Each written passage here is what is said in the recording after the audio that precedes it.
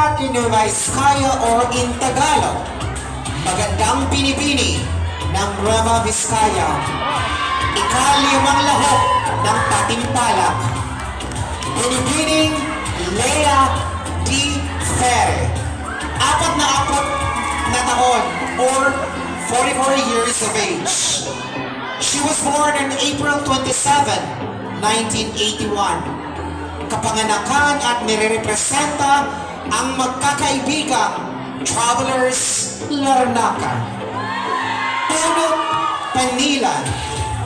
Nueva Vizcaya ay isang sulong ng mga napatiling saring-saring kultura.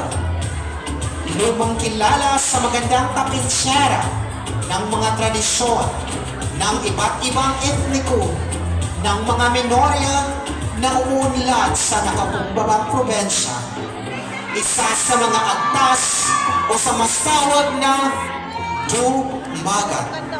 Ang dumagat na tribo ay matagtapuan sa silangang bahagi ng probensya kasama ng saklaw ng Sierra Madre. Mawiling maglilipat-lipat sa mga bulubundokin. Depende sa maganda ng pagkain sa pinagmulan na lugar.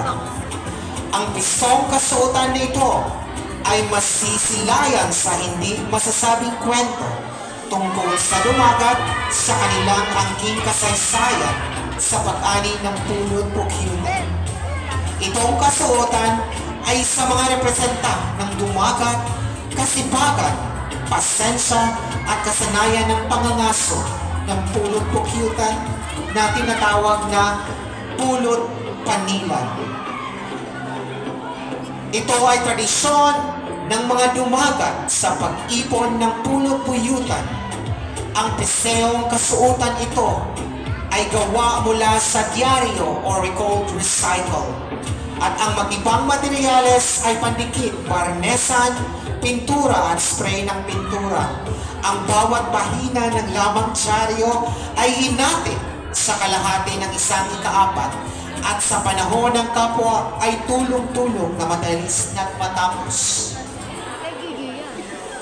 Ang disenyong bulaklak na kulay pukyutan, dagdag na kulay bilang upang pestehong kasuotan, nilagay dito ng piliko na nagamit na. Ang dyaryo at ang kapa ay isang matakpan na likod, konekta at ang lukay pukyutan ay kilis na or we call framides o tambok para sa kakaibang matagpukuan. Sumisimbolo ito ng ginagamit na pambuwag, pinagrelyuhan ng carpet at binalot at lagyan ng pausukan sa palarang na kulay pelak. Ang inagmelias ay gawa sa nilikid na dyaryo. Ang kasuotan na pangtaas ay gawa sa pinagtiklop-tiklop ng wardrobe, bulaklak at tambo at kunting bilog na pila. Ang mga aksesoryang mula sa braso, pulso at bukong-bukong ay gawa sa pinagkilit ng lumang dyaryo.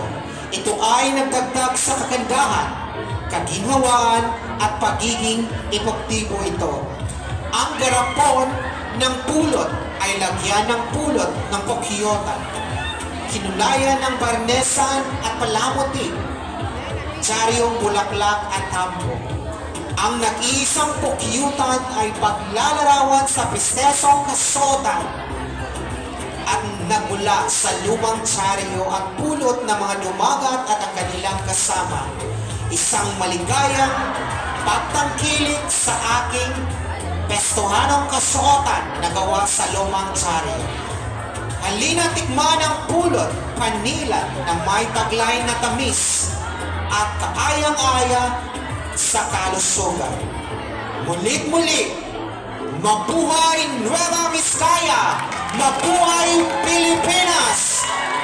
This is candidate number 5, Ladies and gentlemen, Miss Lea Ferre!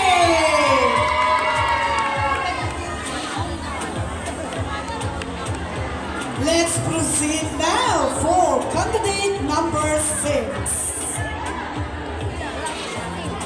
Candidate number 6, Representing from the Helicainon ng Cyprus, Andrea Teodoseo.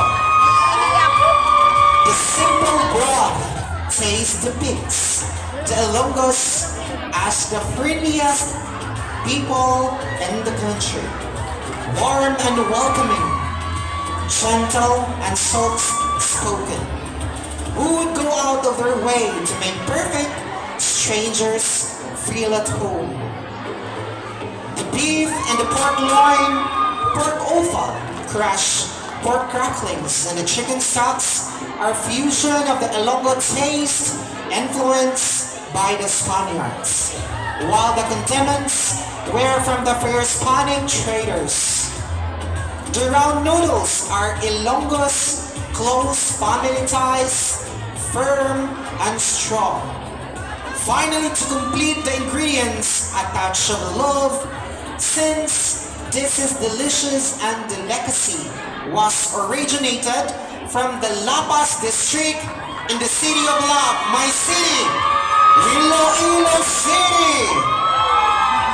A bowl of delicious Lapas Batchoy is not only a merienda, but also the journey of Ilonggo.